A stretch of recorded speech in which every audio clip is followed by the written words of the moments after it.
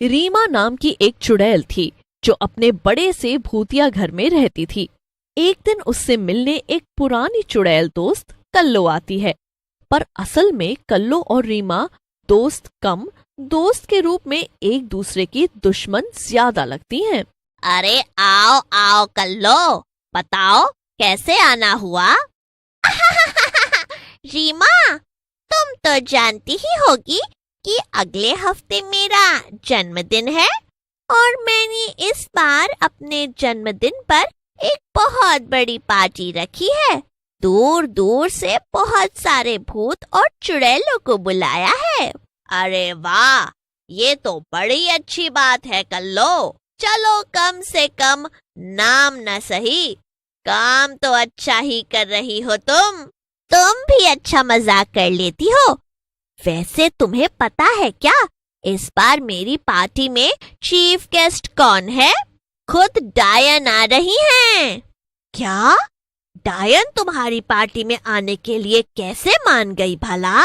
अब मैं हूँ ही इतनी खास। वैसे वहां पर सिर्फ अमीर भूत चुड़ैले अच्छे अच्छे कपड़े पहन कर आएंगे, और अगर तुम्हारे पास अच्छे कपड़े ना हो तो तुम ना भी आओ। ये सुनकर रीमा चुड़ैल को बड़ा गुस्सा आता है, लेकिन वो अपना गुस्सा छिपा लेती है और हंसते हुए कल्लो चुड़ैल से कहती है, क्या तुम भी कल्लो कैसी बातें कर रही हो? अरे तुम देखना, मैं ऐसी ड्रेस पहनकर पार्टी में आऊंगी कि सब डायन को नहीं बल्कि मुझे देखेंगे। क्या? क्या सच में? ऐसा क्या पहनने वाली हो तुम? कल्लो चुड़ैल तो चली जाती है, मगर रीमा सोच में पड़ जाती है। हे भगवान, अब मैं क्या करूं? मैंने तो उस कल्लो चुड़ैल के सामने कितनी बड़ी बड़ी फेंक दी। अब मैं कहां से लाऊंगी ऐसे कपड़े जिन्हें देखकर सब दंग रह जाएं? मेरे पास तो ऐसा कुछ भी नहीं है। रीमा परेशान होने लगती है और फिर अपनी अलमारी के कपड़े खोजने लगती है। यहाँ तो कुछ भी नहीं है, एक भी कपड़ा पहनने लायक नहीं है। एक काम करती हूँ, बाजार जाकर देखती हूँ, वहां जो भी कपड़ा मुझे अच्छा लगेगा मैं दुकानदार से छीन लूंगी। ये सोचकर रीमा बाजार की तरफ चल देती है, मगर बहुत देर ढूंढने के बाद भी चुड़ैल को अच्छे कपड़े नहीं मिलते। ओफो, अब मैं क्या करूं? ये सब तो कितने आम और मामूली कपड़े हैं, कुछ भी नया नहीं है यहाँ पर। अरे मुझे तो ऐसा तड़कता फड़कता चाहिए जो डायन के कपड़ों से भी ज्यादा डरावना हो, जिसे देखकर सब दंग रह जाएं। रीमा चुड़ैल ये सब सोचते सोचते एक पेड़ के नीचे बैठ जाती है, पर तभी थोड़ी दूर से बैंड बाजे की आवाज सुनाई देती है। अरे ये शोर कैसा? ऐसा लगता है पास में ही किसी इंसान की शादी हो रही है। रीमा चुड़ैल शादी में घुस जाती है और तभी उसे होटल के अंदर एक कमरा दिखाई देता है। लगता है ये दुल्हन का कमरा है। चलो अंदर चलकर देखती हूँ कि क्या हो रहा है। रीमा अंदर घुस जाती है और दुल्हन को तैयार होता हुआ देखने लगती है। बचाओ, ये तो चुड़ैल है, तुम यहाँ अंदर कैसे आ गई? अरे अरे, ए लड़की, चिल्लाना बंद कर। मैं तो बस यहाँ घूमने फिरने आई थी, मुझे ये कमरा दिखा तो अंदर चली आई। ओह अच्छा, तो तुम यहाँ से मुझे बिना मारे चली जाओगी? रीमा चुड़ैल दुल्हन के लहंगे को ध्यान से देखती है और उसे उसका लहंगा बड़ा ही अलग और सुंदर लगता है। तेरा ये लहंगा तो बड़ा ही सुंदर लग रहा है। ये? हाँ, है ना सुंदर? मेरा ये सुंदर लहंगा तो शहर की मशहूर पारुल दर्जी ने सिला है।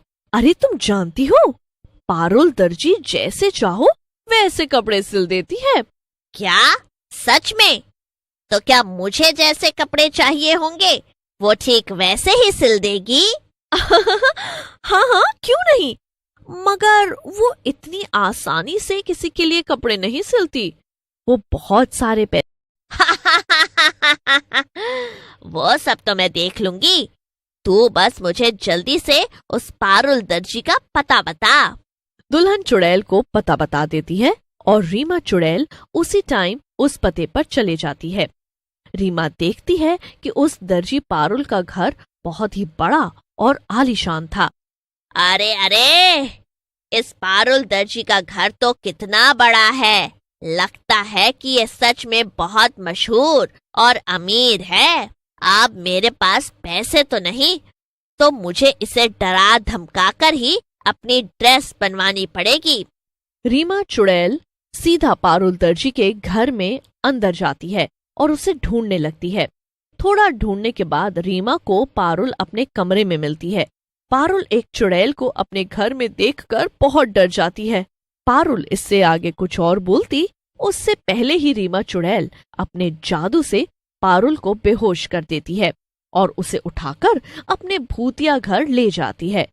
रीमा पारुल को एक कुर्सी पर बिठाकर उसे बांध देती है और पारुल के होश में आने का इंतजार करने लगती है।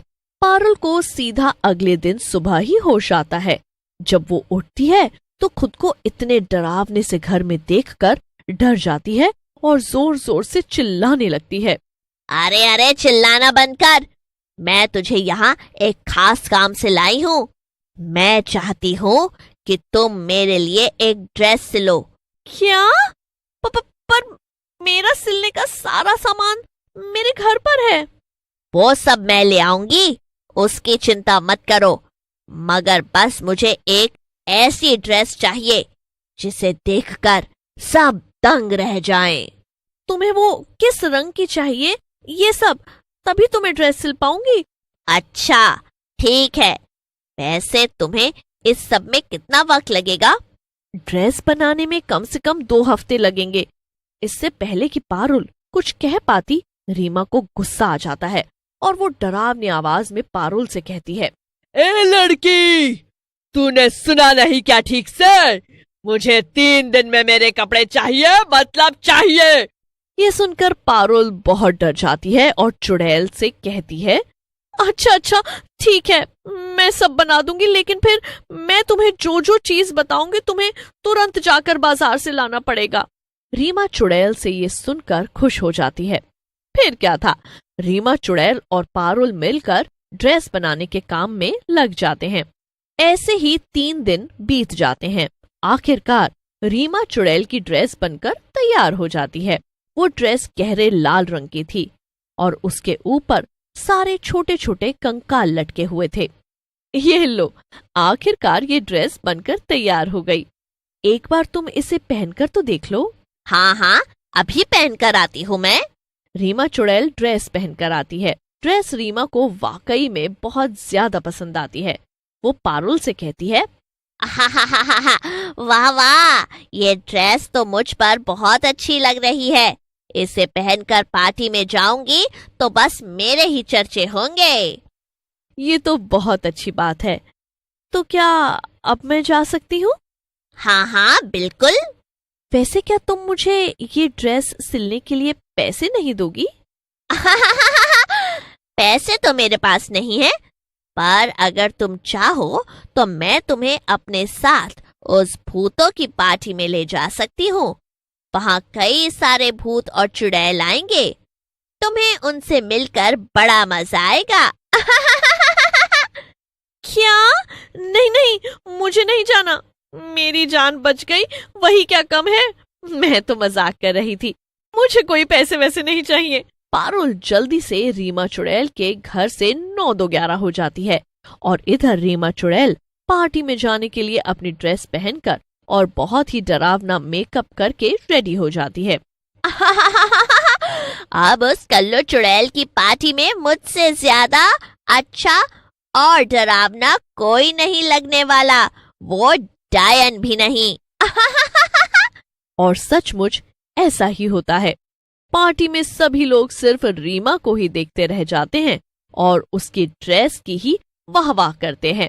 और ये सब देखकर कल्लू चुड़ैल जलकर राख हो जाती है। और ऐसे रीमा चुड़ैल ने अपने कपड़े सिलवाए और पार्टी की शान बन गई।